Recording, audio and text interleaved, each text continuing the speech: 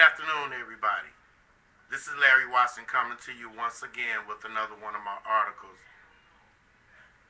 I call this one Trading a Very Good Friendship In for True Love. You know, something that is so incredible to me is a true solid friendship.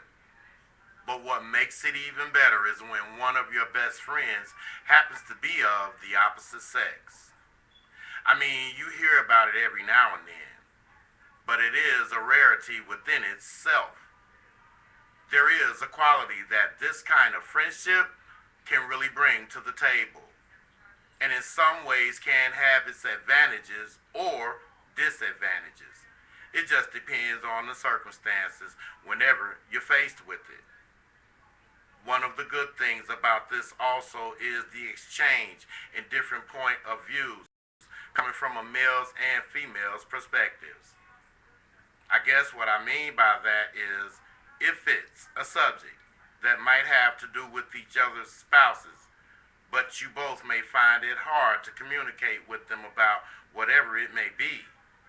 Now don't get me wrong, I'm not advising that either of you should allow a third party to interfere in your personal relationship at any time.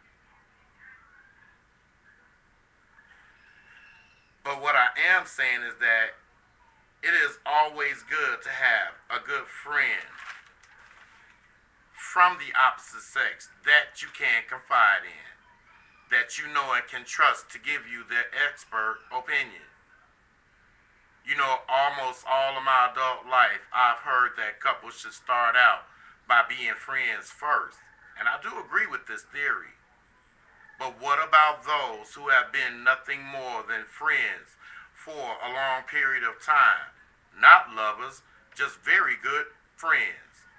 Then suddenly, from out of nowhere, one of you, if not both of you, have started to develop personal feelings for each other.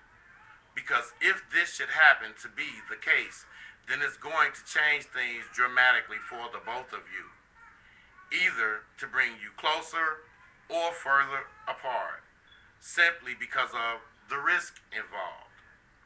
Now, I'm not saying one way or the other if this could be good or bad for you both, because I can't make that call. That is entirely up to the two of you. But I will say that if you decide to become a couple, at least pray about it first and give it some serious thought. The risk that I was talking about is the long-term friendship that you already share. So therefore, there shouldn't be that much left to know about each other, which can extend from a variety of things, such as, for instance, hobbies, mood swings, likes and dislikes, etc. You just never really know what it can grow into. The way I see it is that true love can hit anybody at any time, any place, and anyhow it wants to, especially when you least expect it.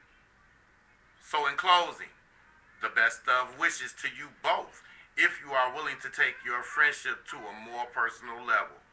But just keep this one very important factor in mind, and that is when in doubt or too long of a hesitation about it, no friendship, in my opinion, is worth taking the chance of losing your very good friend over it. Food for thought.